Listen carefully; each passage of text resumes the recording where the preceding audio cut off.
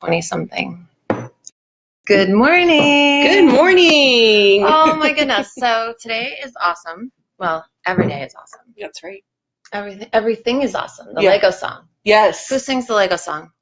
That's because you have a 6-year-old. I don't know if I had a 6-year-old when the Lego song came out. I'm That's just true. trying to tell you. I think I just sing the Lego song anyway. So my name is, for those of you who don't know, why is this like Jack today? There we go. My name is Gina Sapano, and I run a real estate group in Northern Virginia. And actually, I don't run it. Kim does. Kim is my lion tamer and director of operations, if we're going to get all legit and everything.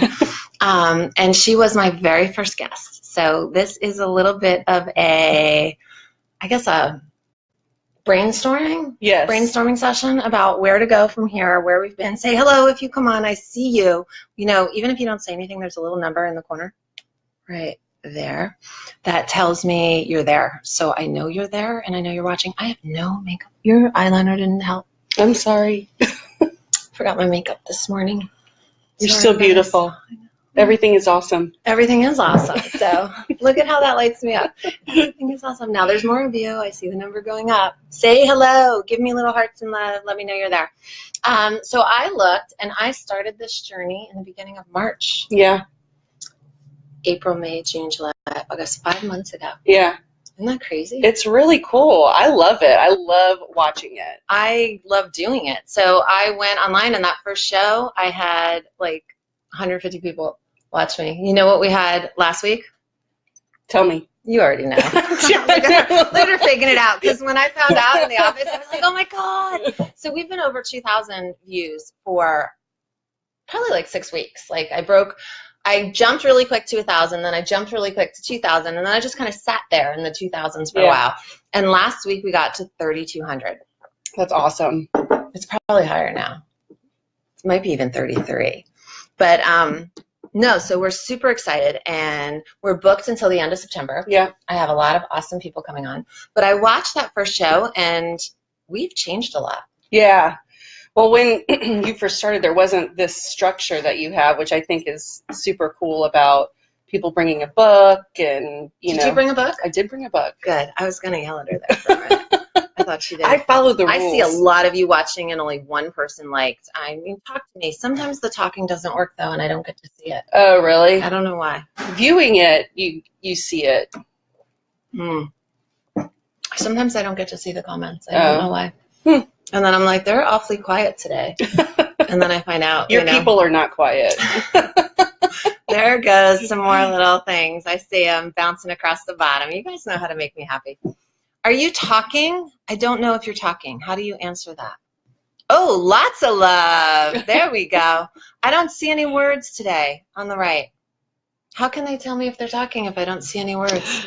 Oh, the power of cell phones. Oh, Mark. Hey, baby. How are you, sunshine? Are you back in Virginia? I'm just curious. Oh, look, I love the love. Everything is awesome. Sorry. So anyway, so the format now is you have to bring a book, and I think, hi, Brooke. Good morning, sunshine.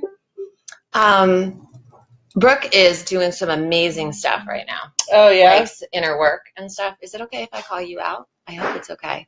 She is poised for massive growth. That's awesome. When you look inside, you're only going to forward. So that's awesome. Oh, Mark, I can't wait. So there's a TED Talk tonight in Ashburn I'll be at if you want to head over there and give them to me. So anyway, back to this. What I think works best is if people tell us. So some of our best shows have had like a concrete theme, like something I can talk about later, or if I watch it, I'm going to learn this. Oh, awesome. I'll see you tonight. Anyone else? There's a TED Talk in Ashburn. You should go. I'll be there. Don't let that scare you. But I think when it had a concrete theme, something we could refer back to or like a reason to watch, the numbers went higher. Yeah. And like I loved watching when you had Carolyn Dobson. Dobson stroke story. That was pretty stroking out with Dobson. Yeah. That was pretty cool. when we had Scott Kasem talk about distracting, I mean, he had lots of stories, but his distracted driving, that actively changed a bunch of people to have that app on their phone. And I know it because it sends an automatic response that says, I'm sorry, I'm driving. I can't answer your text. I get those from my friends now. Oh, and really? I never got one of those before in my life. I missed that one, and I love Scott so much. He cracks me up. He's a funny guy. But that made an impact. You know, that did something. Harry Yasmak talked about all the books he read, or Kevin Bednar's. Oh, my God. That was one of my favorite conversations. Yeah, Comic Logic. Well, he's into, like, Gary. Love the themes of Outside the Box. Thank you, Brooke. We are just so excited. So I got recognized the other day in Leesburg for the show. Oh, really? Uh-huh. You're that girl. You're that agent who does that show in Loudon. You're a big Loudon agent. You do that show. Huh. I was like, I do. Maybe. Good morning, Marcia. How are you? So Kim and I was trying to think how to bring it forward. Like, I love the books. I love the guests. I love the consistency, the inconsistent consistency. Yeah. We talk about just about anything, but we're here every Thursday at 8, which was a bitch on the West Coast. I'm not going to lie. I don't even know how you did that. Oh, my God. I was so jet lagged. It was awful. Like, in the whole house, I didn't want to wake the house up, and I had to take a shower. But I met Linda, an amazing KW agent out there, who opened her office at 4:30 in the morning for me. Thank you, Marcia. You have to come on. Jess, ooh, you're scheduled for September. Is she, or is she next? No, she's not next week. She might be next week. It's practically September. Yeah. Oh my gosh. Tell me about it. Back to school. Crazy. Mm-hmm. Oh. So where do we go from here? Kim, love the hair, miss you. Who's Ashley May? Oh, she's my longest. No, Harley. No, Ashley is my longest friend. She's my only high school friend. So I've known her. You only have one high school friend? I do only have one high school friend. Go Truckers. Yes, that was our mascot. Mine was the Bulldog. What was your mascot? Tell me your mascots while we're chatting. That's kind of cool. Yeah, ours is, I think, by far one of the worst. I think the Truckers? Yeah, the Do Truckers. Do you have CB radios? I know, so bad. And so, yeah, I only one. She is awesome. She was one of my kids, too. I only have one friend. Don't put that on a... Only a high school friend. I have like 5 million college friends. I'm outside of her box. Yeah, exactly. Yeah, no, it is, actually. It's funny. You're kind of beating me to the punch a little bit. Yeah. Yeah. Well, tell me a little bit about that, because the show needs a theme. Mm-hmm. Well, when you and I were chatting yesterday, you were talking about kind of what was that kind of defining moment that you had. And, you know, I'm thinking through my life, and, you know, I'm like, was it kids? Was it, you know? And there can be more than one. So right, yeah. What we kind of decided for the show is that it should talk about your defining moment, some event or thing that happened to you, or a decision that you made internally, something that you did internally that made a giant change, and your life took a quantum leap forward or in a completely different direction or something like that. And that seems to be, you know, when you look back at Carolyn, Harry, and Kevin, and you go back to all those stories, right? They were all defining moments in their life. Yeah. And it's not, I graduated from college. You know, it's never that. It's always something super obscure that happens to leave an emotional footprint on you, and you've changed. So tell us what your defining moment was that made you go from one high school friend to... You mean from lots of high school friends to only one? Oh, is that what happened? Yeah. Yeah. Okay, I really want to know. Because Kim is awesome. Everybody should be your friend. So for those of you that don't know, Portsmouth, Virginia, which is located in Tyler. So whenever I say where I'm from, I'm like, I'm from the Virginia Beach area. And they're like, oh, where? And I'm like, you probably didn't go. You probably haven't been to where I'm at. And they're like, oh, are you from Portsmouth? And I'm like, yeah. So I Portsmouth is bad? Yes.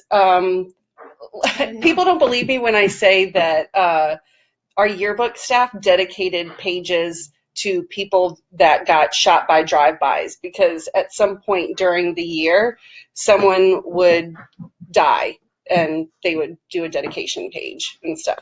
I mean, I lived in an area of Portsmouth that was a different dynamic than that, but they still bust. I know that they weren't supposed to, but they still bust where I lived. So yeah, Ashley and I went to high school there, and let alone there's other stuff that happened. My senior, it's funny that I think about it, like my life has been on such a path now that I really feel that it was my senior to freshman year of college that kind of defined where I'm at right now. Really? Yeah. Because you've been amazing for a long time. Well, thank you. No, I mean, you have. 30 under 30, right? Yeah.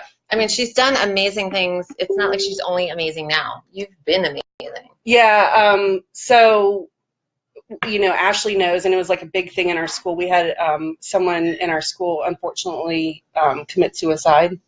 And it was. Oh, I'm so wrong. I was going to ask if they got a page. Oh, yes, I'm he sorry. did. No, actually, he didn't, because it was the end of the school year.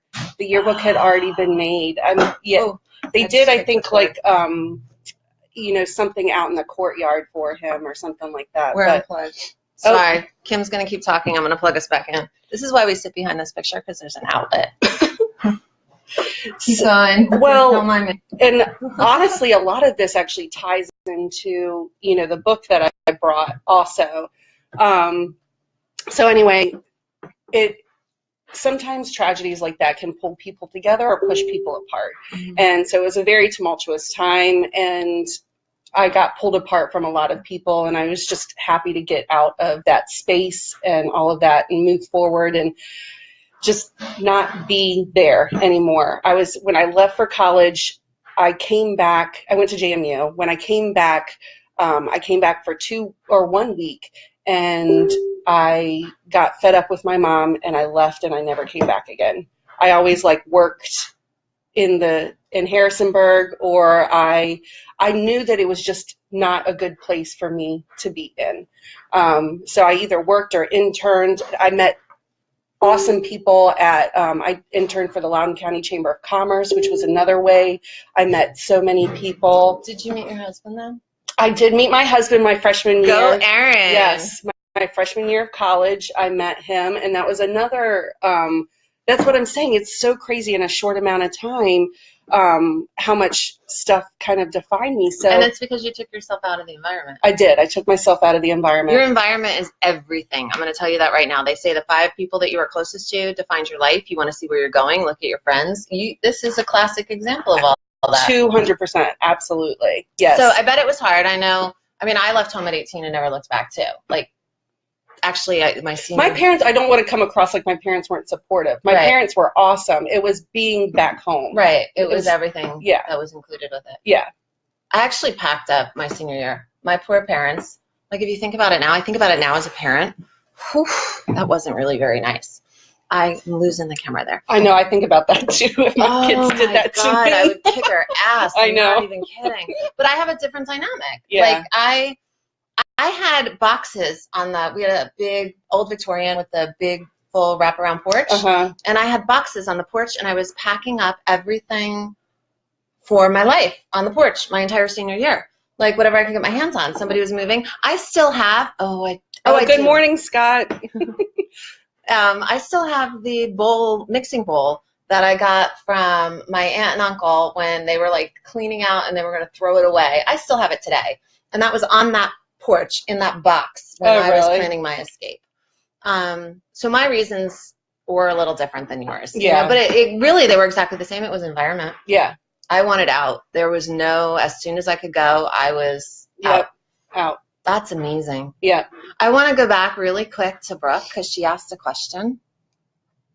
Oh, scrolling. Any school life advice for a mama of a future kindergartner? Oh. Now, it is back to school next week, so I'm going to kind of jump, and you talked about school and environment and who they hang out with.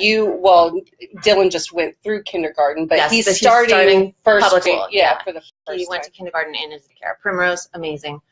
But he's starting public school. 17 years later, I walk through the same front door, so it's a little deja vu-y for me. I joined the PTA. We'll see how that turns out in the long run. It's a lot of work. And I don't quite take it as seriously as maybe a first-time mom would. Mm. And I say that very cautiously, because we are all, I truly believe, at every given moment doing the best we can with what we've got. Absolutely. Right. So different perspectives. I happen to have a lot of perspective right. on, and we'll see. Dylan is a test of nature versus nurture, because I'm doing it a little different, but not much, you know, like, I'm just more chill. But I would say going back to school, routine is king, like it is with kids all the time. Start now, a week or two before, or I know some areas of the country you guys already went back. Routine is king.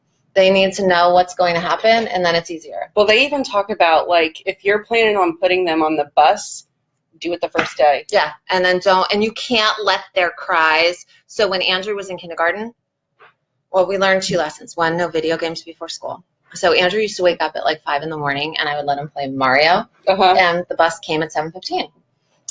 He doesn't like to stop playing video games, so I couldn't get him on the bus. I was literally dragging him to the corner, and he wouldn't get on. I had to put him in the car, drive him to school. He got there. He's clinging to me like this, and the kindergarten teacher's peeling him off of me. She's holding him in they had a rocking chair in the classroom. I'm in the hall crying, you know, because my baby's like freaking out. I'm holding Jason, the poor kid just gets toted around everywhere. I mean, it was awful. And that then and there, I'm like, routine, no video games before the transition. I don't care if you're up at 3 a.m. We're not turning on the television. We are not turning on, I mean, I don't have TV anymore, but. I completely agree. I had that conversation with my kids. No TV before school. Yeah. There's just no reason. They get too engrossed. You they can don't want to read. do everything else. Yeah, you can do anything else. You can draw. You can finger paint. You can anything at all that you want, but no electronics. Yeah. So no electronics. None. I don't care if you watch a show every morning right now. Get out of that routine before school starts. I completely agree. It's awful. Yeah. And then stick to what you say you're going to do. So that was the hardest part as a parent. Oh my gosh. Isn't it the hardest I tell part? my kids all the time. I'm like, I sound just like an old parent where I'm like, it sucks for me that I have to punish you. Like, you think this is fun for me? This isn't fun. I go the other way. I'm like, what would you do if you were me? And their punishments are so much worse than mine. Oh, really? I'm like, okay, you just lied to me. You said you did something that you didn't do. You haven't brushed your teeth. You said you did. Your toothbrush is dry. Your teeth are rotten out of your head. You know, you know what I mean? I'm like, what would you do if you were me? What am I supposed to do? No television we don't have TV, but you know, like they come up with these really long, like I can't use my iPad for 6 months or something. And I'm like, well, how about Sunday? How about one day? You didn't really kill anyone. Right. So I always make them do it. And then I end up being the winner because I peel back off of what they said. Yeah. But I like watching their little wheels work. Yeah. Like what they should do. Yeah. You know, I should say I'm sorry. I should call them. I should whatever, you know. It's pretty cool. So that's my biggest. And do what you say you're going to do. Aromatherapy can help in routine. My parents got very smart and after school too. What'd you teach them, Scott? From 18 to 25. Aromatherapy. I have a blog post about to go up about aromatherapy. Oh, really? You know what, guys want to know what the best oil is to have at your open house? I know. Should I tell everybody? Mint. No. I don't know.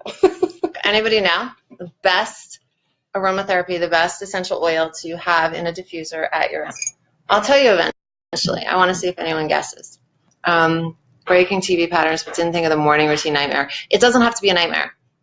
If it's what it is, it just is. Make it just is, but start now. Yeah, absolutely. Start now. Yeah. I used to remember, so Ralph traveled full time when the kids were little, so it was just me. And getting our butts out of bed, making breakfast, making lunches, getting everybody in. Our bus came at 7:27. And then as I got better at it, though, I was then showered. It's not vanilla, Scott. Good guess. I got better at it. It defined my day. There was a period of like 5 or 6 years where I got more done before 7 in the morning than most people did all day. Yeah. Like I was showered, dressed to the shoes, showered, laundry was moving, dishes were done, kids' breakfast and lunch were made, beds were made, kids were dressed, out the door, 7:30. I'm like, fucking rock star. But it's all you just you have to get up and do it. Mm-hmm. Yep. And then once you're doing it, it really doesn't take all that much time. Yeah. So the more I lay in bed going, I don't want to move. I killed 20 minutes. I could have been done. Which the funny thing is that I say that like where I'm lying in bed, I'm like, I just need 5 more minutes. But then I get so mad at my kids when they're like upstairs, like dawdling, and I'm like, it's not peppermint or lavender or eucalyptus. We don't want to put them to sleep. We want to make them buy a house. You're not going to think of it. I don't know if I can think of it. On balance, breathe. No, that's not what came up. Although it might be in one of those blends. Well, those are all blends. It might be in one of them. This is like my very unmixed study. You know what I did? I the crap out of sales and essential oils, real estate and essential oils, and I opened this is what I do in my spare time. And I opened it came up really high. That's like a number 2, but it's, I guess it could. You might be my winner. It's wild orange. Oh, yeah. She said citrus blend. Yeah. It's a wild orange. It is abundance. It's energy. It makes you feel good. It makes you want to be there. And as an oil, it's not like all oils, I believe, are a little bit calming. So you feel. Yes. And it's not too like eucalyptus. Yeah, eucalyptus, lavender, all of those, vanilla. They kind of, yes, they'll make the house feel homey, but they also chill you out so much. Yeah. Or they remind you of a spa but you don't really get that. Wild orange, it is abundance, it's happy. It gets people to create action. So it can send some people out of your house. Like they'll be like, no, this isn't my house, but it creates action. So wild orange is the winner. Yep, wild orange. So unscientific study in my spare time. Sat down and Googled the crap out of it, and then nobody was consistent. I'm like, well, because they're all opinions, right? You can say that vanilla is it because it creates a homey smell, blah, blah, blah. And I'm like, okay, whatever. So I made a spreadsheet. Scott, you'll love this. It's very OCD. I made a sheet, and I put each one in there with a little hash mark next to how many times it was said. And did you really do this? I did it at like 2 a.m. I know. Yeah, what are you guys thinking of me now? Yeah, I did do that. Like, I can't get you to sit at the computer for 10 minutes, and you sat down and did this. When I'm into something, I'm into it. Apparently. But wild orange was it. And then I wrote this massive blog post that it has to go up. Like, it just needed a few links. But it's a little blog post. Farmers have citrus wax. Yep. You're happy. It creates energy. It's good flow, abundance. Like these are all wild orange is amazing. I do love. I mean, when you say it, that makes complete sense. Look at all the little shocked faces. White birch. I didn't even know there was a white birch oil. Huh. Do you know white birch oil? I'm not super familiar with aromatherapy. I'm an official doTERRA. I know. Wellness consultant. Is that what it's called? I believe so. Is it a wellness consultant? I think that's what it's called. It means I buy my own oils at 30% off. I'll sell them to you too. I just fell in love with you. I with that. I need a spreadsheet. Morning, Lucia. Lucia is the rock star who crossed my 3,200 line. Yes, last week. Mm-hmm. Her and Roxy. I know. Well, you know what happened? So the behind the scenes is I was seeing myself getting close. So I messaged both of them with a screenshot of how many people had seen it. And Roxy's like, 5 minutes. And she goes off and posted on all these sites. And I looked again the next day. I'm like, woo, did it. That's awesome. So Roxy's like, give me 5. I got this. So it was pretty cool. But, okay, so I'm sorry. I cut you off. We went all on tangent about back to school. Oh, routine matters for after school and homework, too. I'm just going to say that. Absolutely. Did you do what did? I say did because I was done, but now I'm back in it. Done. Did. When is homework time at your house? As soon as they get home. Me too. I mean, they're allowed to have a snack because, obviously your brain can't function or, properly if you're all, tummy grumbling and everything like that. But it's, you get it done. Yep. That's the rule in our house. Like same. The same thing at work. You work hard, play hard, but you work first. Yes. It's not play hard, work hard. Yeah. Work hard, play hard. Yep. Absolutely. That's how it is in our house. That's why I get so mad when I'm like, go clean your room. And then like 30 minutes later, I know it was like 5 minutes of work they had to do. And I'm like, why is it taking 30 minutes? Because they're sitting on the floor picking lint on the carpet about how they don't want to do this, or looking through a book. Or, yes, yeah, exactly. It drives me insane. You know why? Because we do the same effing thing. That's why it drives you insane. They say things that bother you the most about other people are because they bother you about yourself. Yeah, but I mean, I'm sure I do it about other stuff. Right, not about cleaning your room. But right. It's a trait in yourself that you don't like, that you say. You're like, because you can see it clearly in them. You're like, you know, but in yourself, it's like, oh. So I find somebody told me the other day I was the queen of fake book, and it kind of bothered me. Oh. I know. They're right, though. Why? I have a lot of shit going on in my life that nobody knows about. I mean, a lot.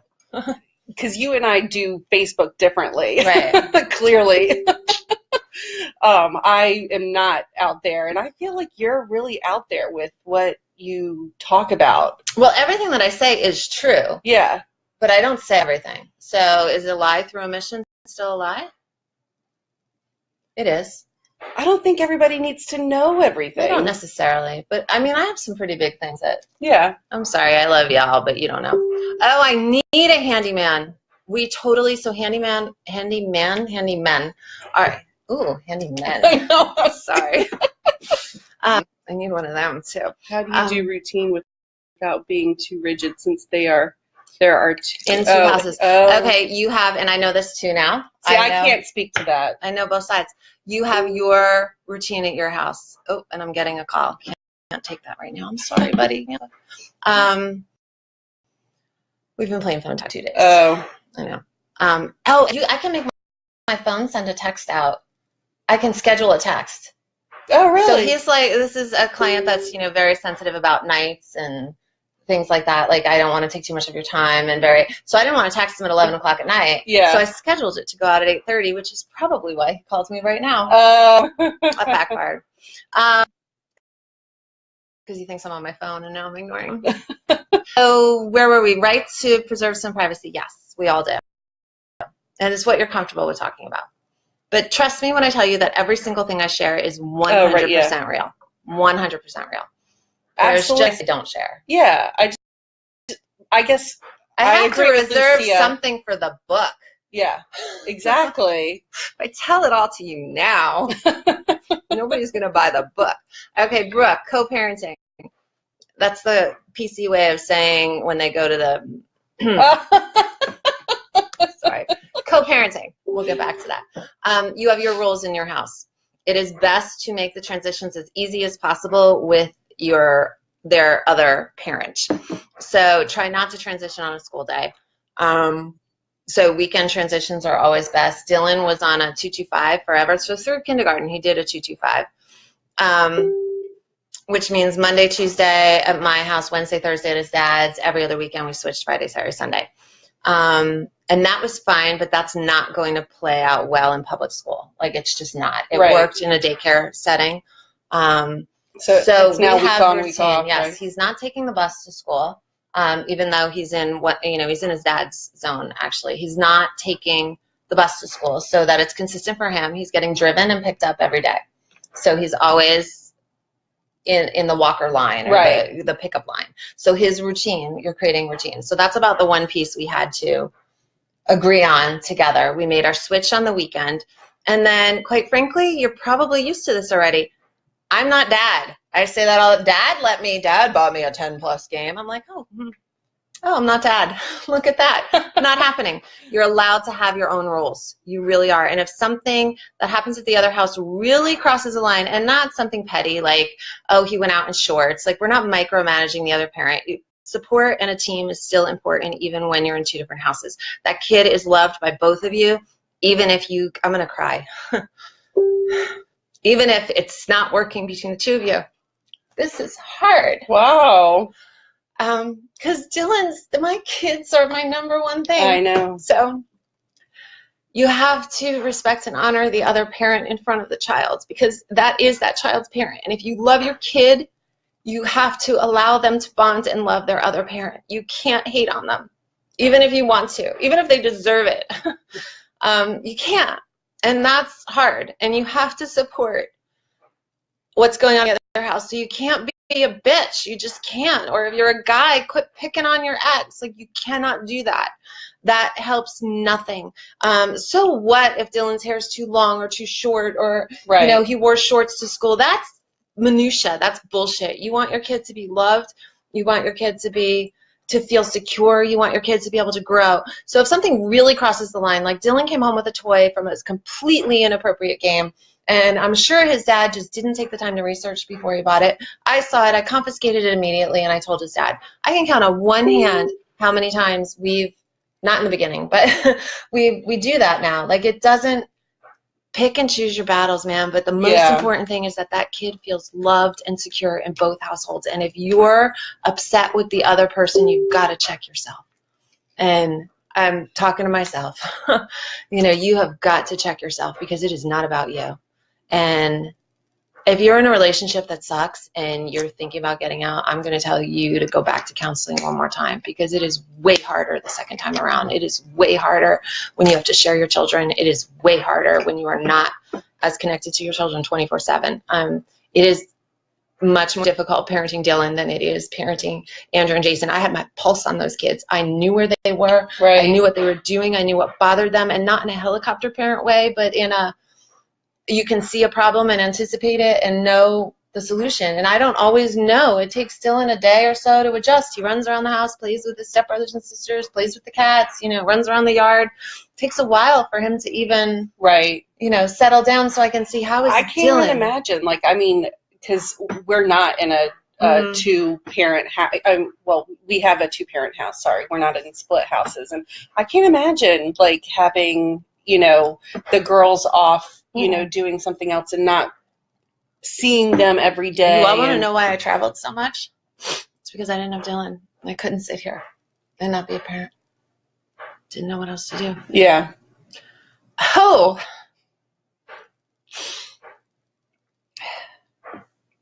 Sorry.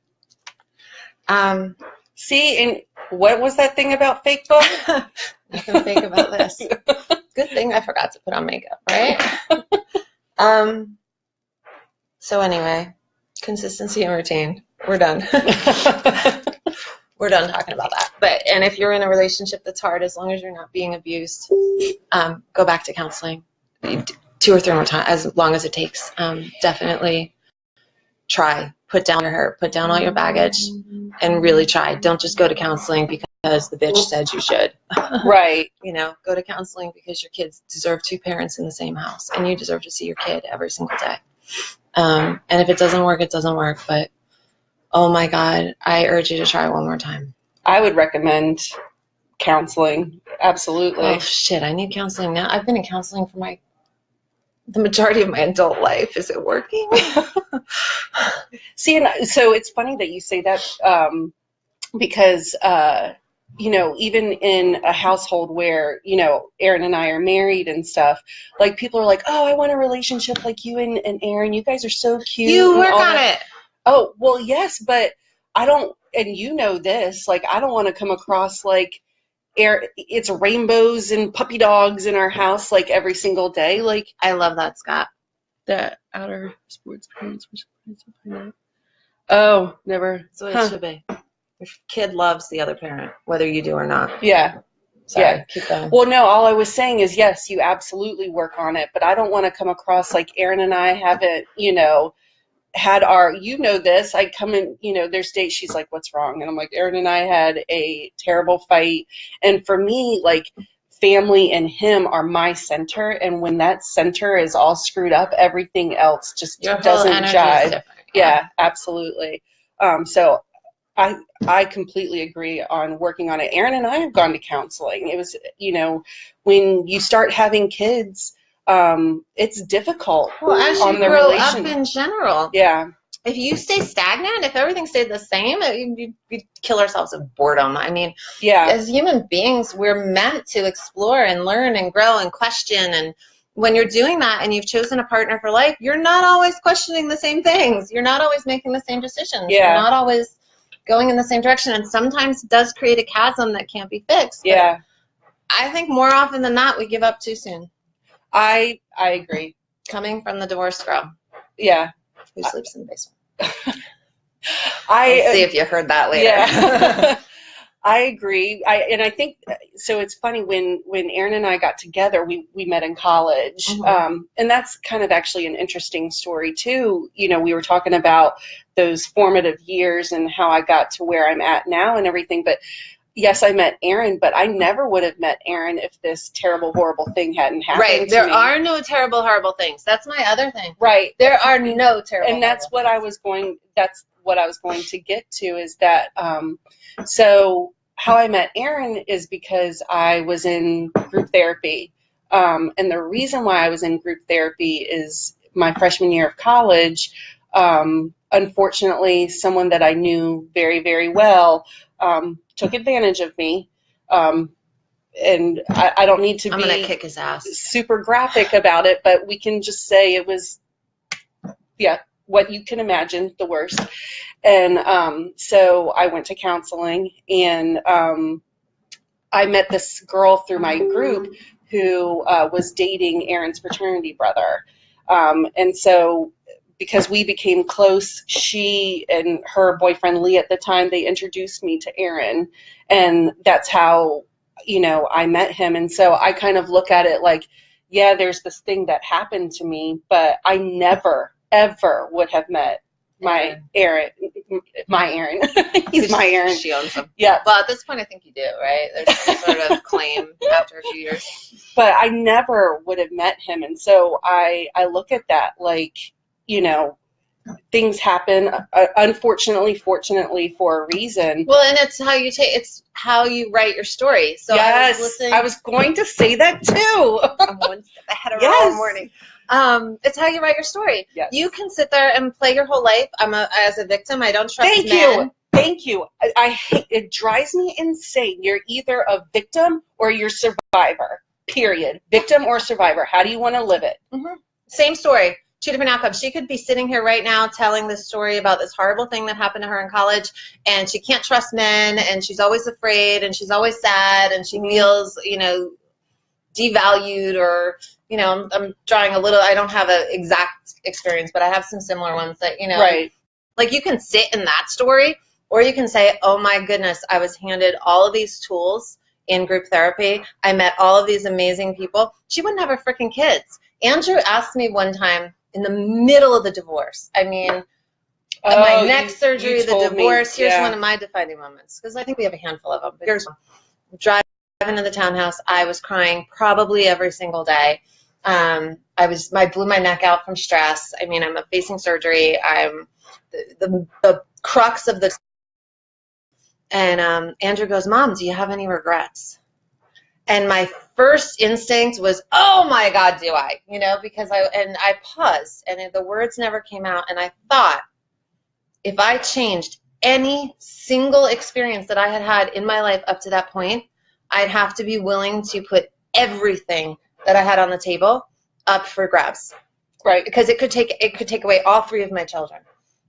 My health may suck now. What if it sucked worse? Right. What if there's a million things that could have happened. There's a million what ifs. You change one variable and everything is up for negotiation. And I was not willing to negotiate any. I loved my job. I loved my children. I loved my friends. I loved my circle. And yes, there were pieces of my life that I was stuck in and struggling and were painful. But to give up saying, oh, I wish I never met your dad or something like that means I never had them. And I never moved to Virginia, and I never started a real estate career, and right. I wouldn't be here, and Shoes would have nobody to entertain them every Thursday morning. When I went on vacation, they freaked out. I bet. Because I didn't tell them I was going. But no, you can it's what story do you tell yourself about what happens? Absolutely. I love your story. Yeah. I mean, you need to... I'm not saying avoid it. Right. Don't you avoid have to it. Process it. Absolutely. So, okay, here's one of my stories. Here's another defining moment. Okay, we're just throwing them all out there on the table today. We're going to really get real here. Good. I know, because I already cried, so we might as well just keep going. So, in the middle of the divorce process, I had been out of the house for 2 years. I got pregnant. Yeah. Oh, we're getting real. We are getting real. And it was in the middle of Sober Gina. So there was vodka Gina early in the divorce, and then there was sober Gina for a year because I was too sad, and alcohol doesn't help with that, people. And one of the things was I had to feel my feelings. Okay, I had to feel my feelings because eventually you're going to have to feel them anyway. So as I'm suffering through this whole loss of the white picket fence and the family and all of this, and I'm a failure as a wife, and I'm going to start crying, and a failure as a mother. I've processed most of it, but not all. I'm going to feel it, and that's where the sticky dark comes from. Mm-hmm. That's because depression is you're stuck in the past, and that's where the sticky dark comes from. And I was processing it and working through it, and I ended up getting pregnant, and I was faced with the biggest decision of my life, like, well, one of them, and what am I going to do? I'm single. I live in, this townhouse. I run a business. My health is not amazing. I'm old, older. Old. What do I do? And I cried and cried. And I'm sober. I'm stone cold sober. I had to feel every single one of these feelings. And that was my mantra. You have to feel these feelings. You have to feel these feelings. And I literally laid on the kitchen floor crying for, it feels like 2 weeks. It was probably multiple days, but I don't know if it was a full 2 weeks. But I laid on the kitchen floor just crying, going, I have got to feel this. I've just got to feel it, got to feel it, got to feel it. End result, in case anyone cares, is God took care of it for me. Being old, I had a miscarriage. But I processed the crap out of it. And there's nothing, you're not seeing tears, there's nothing that's still inside of me. And I draw so much strength from that, it blows my mind. So the tattoo on my hand, you see that? There you go. So, this is so weird backwards. Yeah. Whatever, there's 3 in a heart. The heart is a miscarriage. The 3 birds are my boys. Yeah, you can see. It is one of the strongest experiences of my life. Processed it. There's no feelings left on the table. There's no guilt. There's no shame. There's no depression. There's no what could have been. There's no why did you do that. There's no depression around it at all. And I felt every single one of those feelings as they happened. So when I'm today, like today, I don't mean today, but now, when I go through something, I remember back, I say, you just feel it. You have to feel it. And so your story can either be avoiding those feelings through drugs, alcohol, video games, whatever, gambling, sex, choose your poison. You can either try to avoid those feelings or you can just freaking process them because they're still going to be there. And if you avoid them for too long, you're going to have to process all of them. Yep. They're still there. Like you can already tell which ones I still have things around, because they still bring up deep emotional responses. And there's nothing there but a sense of, there's stuff I'm still processing. Well, yeah. Oh, no. I don't in general. I mean about the miscarriage. Like I know I have processed the hell out of it. I have processed, how did I let this happen to me? I'm not a child. I'm responsible. How could I do this? To why did my body fail me? Because there's that when you feel pregnant and you have to know what that feels like. And then when that's gone, like I knew I miscarried before anybody else did. Right. Like I went one day, I just didn't feel pregnant anymore. And I was sad. Like I processed what could have, the coulda, woulda, shouldas, whys, hows, whens. And you're not an irresponsible 18-year-old. What the fuck? I mean, really, these are the conversations I was having with myself. But I did it. Like there's you see no tears. And it's not because I'm a cold, uncaring person. You've got that one down already.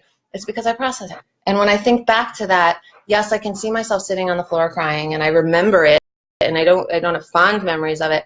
But the story that I take from it is one of strength and one of resilience and one of love and compassion for myself. And I mean, I take a lot of good things. That's the story I wrote from it. Yeah. I could have written a different one. Yeah. Well, going back to, one of the stories that I mentioned about, the person that I knew in college that took advantage and everything. And one way how I processed it, well, obviously was to go to counseling, but through that counseling, and this was tough, because I knew since I knew the person as well as I did, they're like, you need to call him. You need to talk to him. And I'm like, are you serious? I don't know if I can do that. Mm-hmm. And mind you, she's like 19.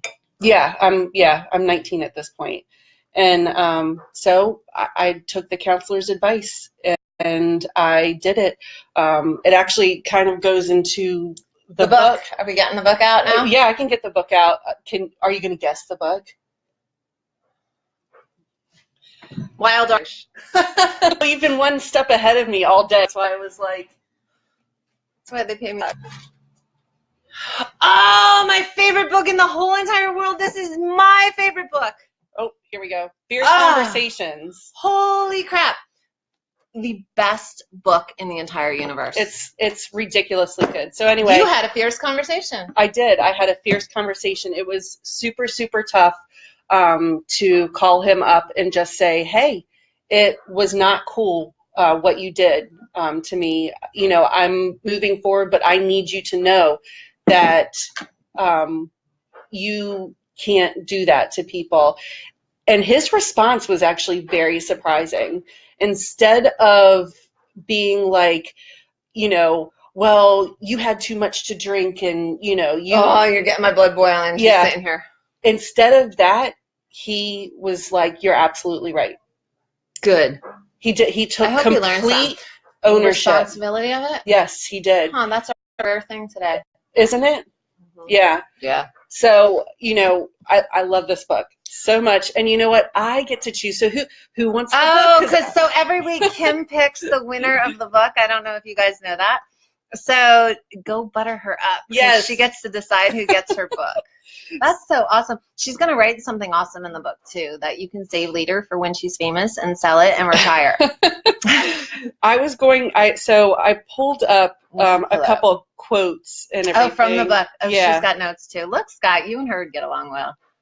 So, and some of this is... Are they talking? I don't see them talking anymore. All I see is love. Oh, there it all is. Oh, see, I told you. Sometimes it gets stuck. Thank you for sharing. My girls The have good thanked me. divorce. Yeah. We need certainty. Correct. Your wise mom, you have to drive with a small rearview mirror and a big windshield. I like it. Yes. Gonna take that phrase, Scott. Well done, people. See it just. So some key. I'm sorry, the comments are slow. Here's Kim's. Some key things that you can pull from this. One's about what you tolerate, and it's just short. And it's you get what you tolerate. I may have read this book 700 times. Yep. You get what you tolerate. Think about that. If you don't like something, it's because you're allowing it to happen. You're tolerating it.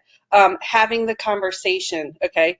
Our relationships in our lives succeed or fail one conversation at a time. While no single conversation is guaranteed to transform a company, a relationship, or a life, any single conversation can.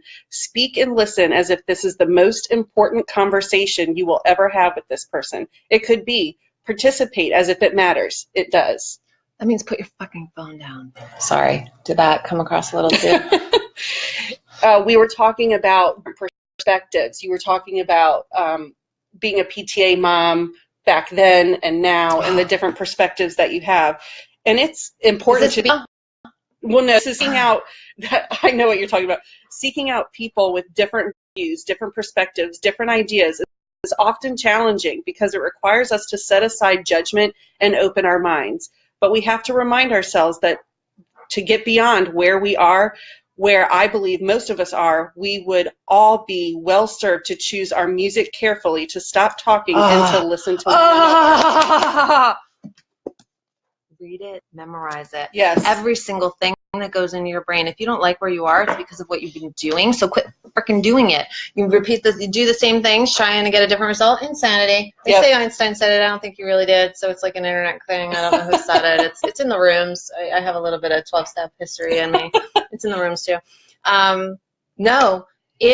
You didn't get here. I'm ordering it on Amazon now. Heard so much about this book. Oh awesome. My God. It is my favorite. I've gifted it to both my older boys.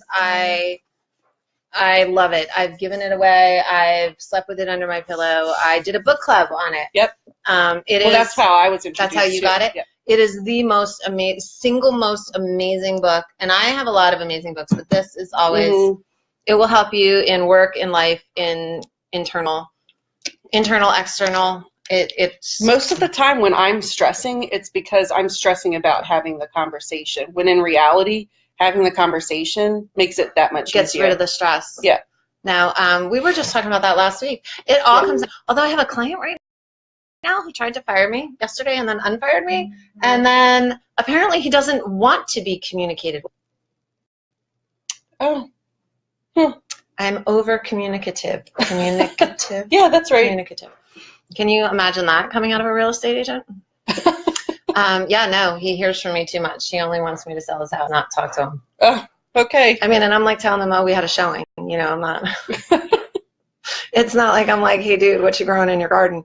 No, he doesn't want me to him unless I sell it. Not like the feedback. Well, you know what? He has not a problem.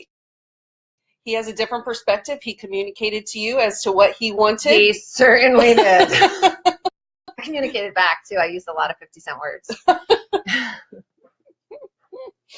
So yesterday I sat down and I wrote a list because I had some epically horrible things happen yesterday and I had some epically amazing things happen yesterday. And I decided I needed to sit down and write down all my epically amazing and all my epically horrible so I could see that even though the epically horrible felt worse, the epically amazing definitely outweighed it. So I started writing the list and I'm like, okay, well, we're starting with the good because the bad is right there in the front of me. And I'm like, we're starting with good. And I'm writing the good. And then it gets time to write the bad. And I'm like, well, that really wasn't bad because XYZ. And that really wasn't bad because of XYZ. I had nothing in my bad list. Really? I went into that exercise thinking that I had like 5 really bad things that happened to me and 3 really good, but then I started thinking, I'm like, no, it's more than 3 really good, and maybe you're not, my filter's off, so let's write it down, let's make it tangible. And when I started doing that, the few things that I thought were epically bad, I was like, no, that wasn't that bad. I had good. I wrote a different story. Yep. I did exactly that. I wrote a different story for my day right there. Mm-hmm. You want to know one of the epically good? Yeah. It was seeing me, wasn't it? Every day. Remember The American Dream? Yes. It got picked up for ABC. Did it really? And it's on it. Really? I want to be on TV. ABC. You guys think it's cool. That's awesome. I'm going to have to order cable. Wait, I think you can get that on the antenna. I don't have an antenna. Can I watch it online? Isn't that cool? cool? That is very cool. Yeah, I got the text last night. Craig? Yeah. Hey, That's Craig. awesome. And I guess that's it. What time is it? Oh, we're done. So we have a lot of amazing guests. Jess is on next week. She just chimed in and said we were right. Imagine that. Kim was right.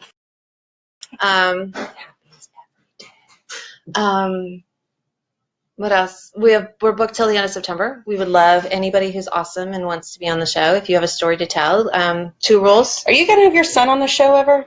Andrew said he'd be on it. Jason will never be on it. No, Jason would rather. If Jason was on the show, he'd be like, I'm doing this for you.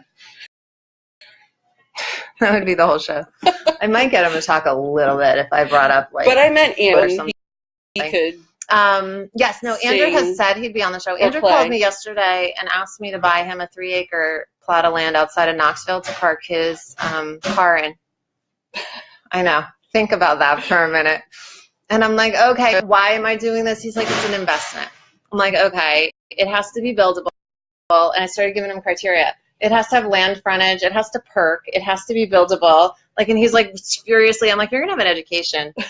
You want me to invest in land? I'm not buying, some undevelopable piece of crap. I'm like, and if it could have water, like a lake or a river. What happened to the LA plan?